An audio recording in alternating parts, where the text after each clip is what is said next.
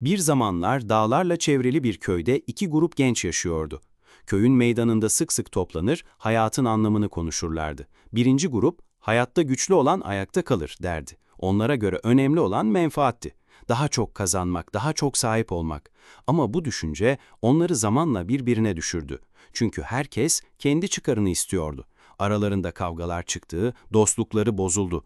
Küçük bir menfaat için bile birbirlerini ezmeye başladılar. Kalplerinde huzur kalmadı.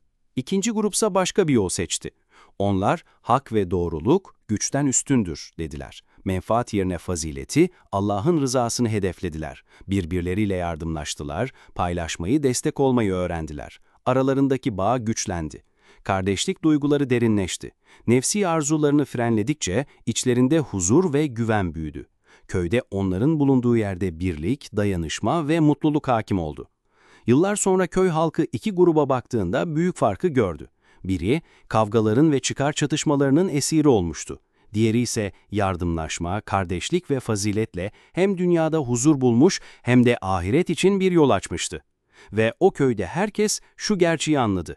Kuvvet ve menfaat geçicidir. Hak, fazilet ve yardımlaşma ise insanı yüceltir ve kalıcı mutluluk verir. Hikayenin özeti şöyle. Kuvvet ve menfaat merkezli bir hayat, insanları çatışmaya, kavgaya ve huzursuzluğa götürür. Hak, fazilet ve yardımlaşma merkezli bir hayatsa, kardeşlik, dayanışma ve kalıcı mutluluk getirir. Yani mesaj şudur, gerçek güç, hakkı savunmak ve yardımlaşmaktır. İnsanı yücelten de budur.